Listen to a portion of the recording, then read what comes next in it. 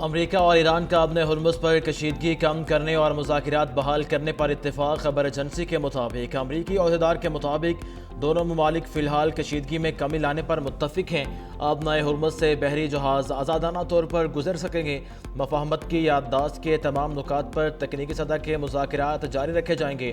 دونوں فریق فی الحال کسی بھی جارحانہ کارروائی سے گریز کریں گے۔ بحری آمد و رفت معمول کے مطابق جاری رہے گی۔ دوسری جانب امریکی نیوز ویب سائٹ نے امریکی عہدیدار کے حوالے سے دعویٰ کیا، امریکہ نے تمام عسکری کارروائیاں روکنے کا فیصلہ کر لیا۔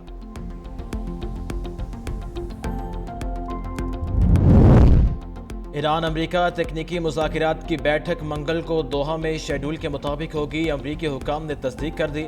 مذاکرات میں مفاہمت کی یادداشت کے تمام نکات زیر بحث آئیں گے۔ بات چیت کا بنیادی محور اب نئے ہرمز کی صورتحال ہوگی۔ امریکی تکنیکی ٹیم کے سربراہ مذاکرات میں شریک ہوں گے۔ امریکی حکام نے ایران پر تمام حالیہ فوجی کارروائیاں روکنے کا فیصلہ کر لیا۔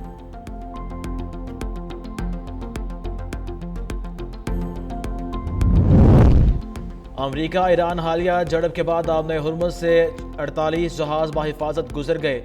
اعداد و شمار کے مطابق 26 جون سے 28 جون تک گزرنے والے جہازوں میں 28 تیل و گیس کے ٹینکر اور 7 بلک کیریئر تھے۔ خبر ایجنسی کے مطابق یہ تعداد حملوں سے پہلے گزرنے والے ٹریفک سے کم ہے۔ بدھ کو یہ تعداد 70 تک پہنچ گئی تھی۔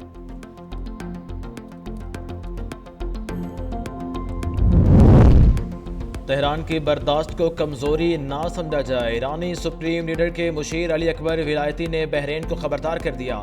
کہا بحرین اپنی حدود میں رہے، اپنے مستقبل سے نہ کھیلے اور ایسے اقدامات سے گریز کرے جو ایران کو سخت فیصلے کرنے پر مجبور کر دیں۔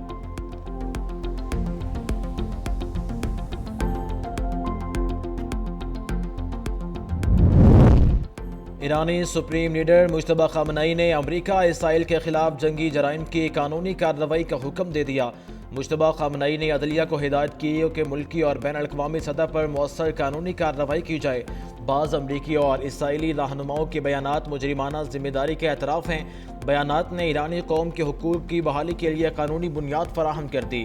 عدلیہ کی ذمہ داری صرف انفرادی مقدمات تک محدود نہیں بلکہ عوامی حقوق، قانونی آزادیوں، انصاف کے قیام، بدعنوانی کے خاتمے، قوانین کے نفاذ اور ملکی مفادات کے تحفظ تک بھی پھیلی ہوئی ہیں۔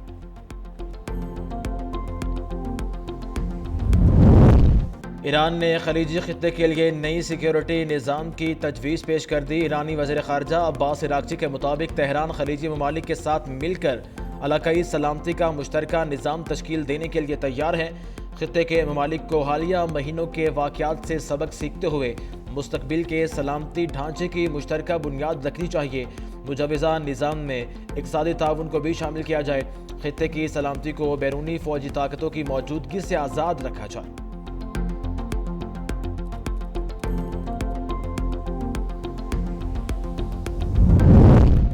لبنان نے اسرائیل کے ساتھ طے پانے والے معاہدے کو مسترد کر دیا۔ لبنانی پارلیمنٹ کے اسپیکر نے اسرائیل اور لبنان کے درمیان اس ہفتے طے پانے والے فریم ورک معاہدے کو متضاد اور ناقابل عمل قرار دیا۔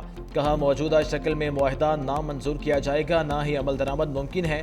یہ لبنان کے حقوق کے تحفظ کا نہیں بلکہ شرائط مسلط کرنے کا معاہدہ ہے جسے کسی بھی صورت قبول نہیں کیا جا سکتا۔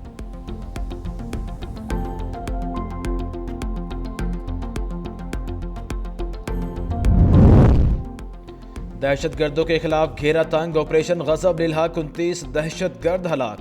باجوڑ میں انٹیلیجنس بیس آپریشن مکتوب کمانڈر خان فروش عرف زبال مارا گیا۔ سیکیورٹی فورسز نے 4 دہشت گردوں کو ہلاک کر دیا، متعدد زخمی۔ پاک افغان سرحدی علاقے میں دہشت گردوں کے ٹھکانوں پر مؤثر کارروائی۔ پکتیکا اور کنڑ میں 3 دہشت گرد کیمپ تباہ کر دیے گئے۔ فضائی کارروائی میں مزید 25 دہشت گرد مارے گئے۔ اسلحہ اور گولہ بارود کا بڑا ذخیرہ بھی تباہ۔ دہشت گردوں کے محفوظ ٹھکانے اور مراکز کو نشانہ بنایا گیا۔ وزیر اطلاعات عطا اللہ تارڑ نے ایکس پر کہا پاکستان کا امن و استحکام اور شہریوں کا تحفظ اولین ترجیح ہے۔ سیکیورٹی فورسز ملک سے دہشت گردی کے مکمل خاتمے کے لیے پرعزم ہیں۔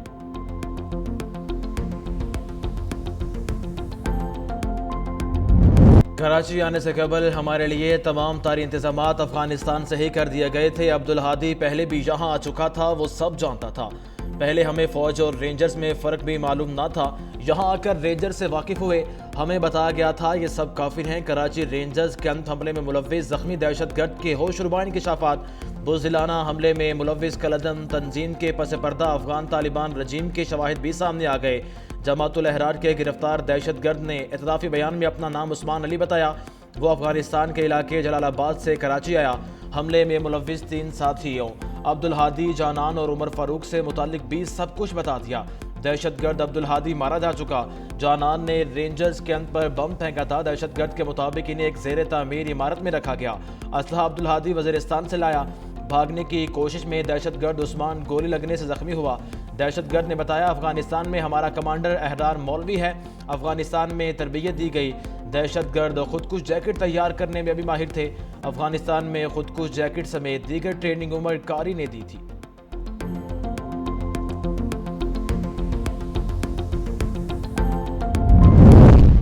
190 ملین پاؤنڈ کیس میں بانی پی ٹی آئی اور بشرا بی بی نے سزا معطلی کے لیے سپریم کورٹ سے رجوع کر لیا۔ اسلام آباد ہائی کورٹ کا فیصلہ چیلنج کرتے ہوئے موقف اختیار کیا کہ سزا معطلی کی درخواست مسترد کرنا انصاف کے تقاضوں کے منافی تھا۔ شواہد کا ابتدائی جائزہ لیے بغیر اپیل خارج کی گئی۔ نیب نے بار بار التوا لے کر کارروائی طول دی۔ گرفتاری غیر قانونی اور سیاسی بنیادوں پر احتساب کیا گیا، جبکہ سپریم کورٹ سے سزا معطل کر کے رہائی کے احکامات جاری کرنے کے استدعا کر دی گئی۔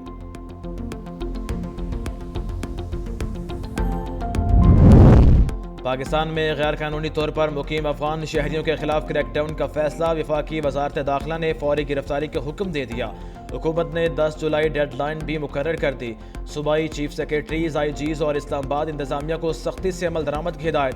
11 جولائی سے یومیہ رپورٹ وزارت داخلہ کو جمع کرانا لازم قرار دے دیا۔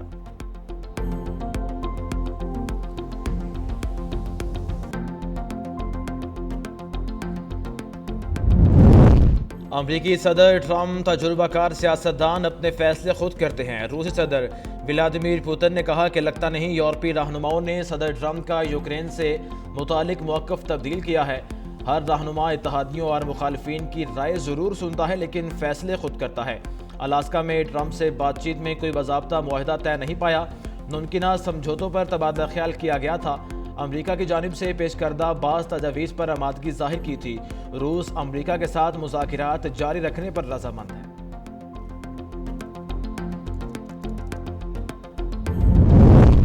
سعودی عرب کی ایران کے کویت اور بحرین پر حملوں کی شدید مذمت۔ سعودی عرب نے حملوں کو بین الاقوامی قوانین اور اقوام متحدہ کے منشور کی خلاف ورزی قرار دیا۔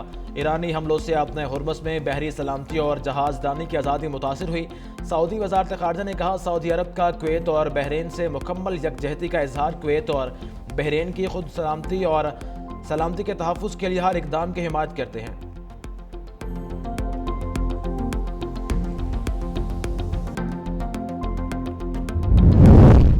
Azad Kashmir election, Peoples party کی 35 امیدواروں کی فہرست جاری۔ میرپور، بھمبر، کوٹلی، باغ، صدومتی، پونچھ، وادی نیلم، مظفر آباد، جموں اور ویلی کے حلقے شامل۔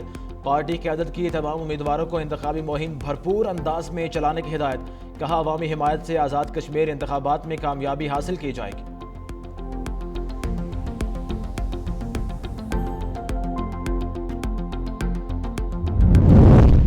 طالبان رجیم کی ظالمانہ پالیسیوں اور وسائل پر قبضے کی جنگ نے افغانستان کو ایک بار پھر خانہ جنگی کے دہانے پر پہنچا دیا۔ افغانستان میں طالبان حکومت کو ایک کے بعد ایک درپیش چیلنجز۔ بدخشاں میں باغی کمانڈر جمعہ خان فاتح نے طالبان کے خلاف عسکری تیاریوں میں تیزی لاتے ہوئے اپنے جنگجوؤں کو ہائی الرٹ کر دیا۔ افغان میڈیا کے مطابق طالبان کی مذاکراتی پیشکش بھی مسترد کر دی گئی، جبکہ مقامی سطح پر حمایت حاصل کرنے کی کوششیں جاری ہیں۔ دوسری جانب مبصرین نے کہا ہے کہ طالبان حکومت کے اندرونی اختلافات اور سخت گیر پالیسیوں نے ملک میں کشیدگی بڑھا دی ہے، جس سے افغانستان ایک نئے سیکیورٹی بحران کی طرف بڑھتا دکھائی دے رہا ہے۔ مودی کی ناکام پالیسی کے باعث ریاستی ادارے آپس میں ہی لڑ پڑے۔ شکست خوردہ بھارتی فوج پولیس پر چڑھ دوڑی۔ مقبوضہ جموں کشمیر کے ضلع کشتواڑ میں بھارتی فوج اور پولیس آمنے سامنے آ گئے۔ بھارتی میڈیا کے مطابق 17 راشٹریہ رائفلز کے درجنوں اہلکار اتھولی پولیس اسٹیشن میں زبردستی داخل ہوئے، توڑ پھوڑ کی اور پولیس اہلکاروں پر تشدد کیا۔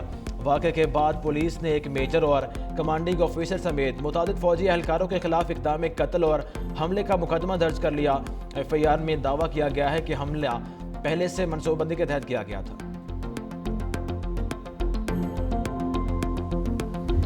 کاروباری ہفتے کے پہلے روز پاکستان اسٹاک ایکسچینج میں تیزی۔ KSE 100 انڈیکس 508 پوائنٹس اضافے کے بعد 1,80,079 پوائنٹس پر ٹریڈ کرنے لگا۔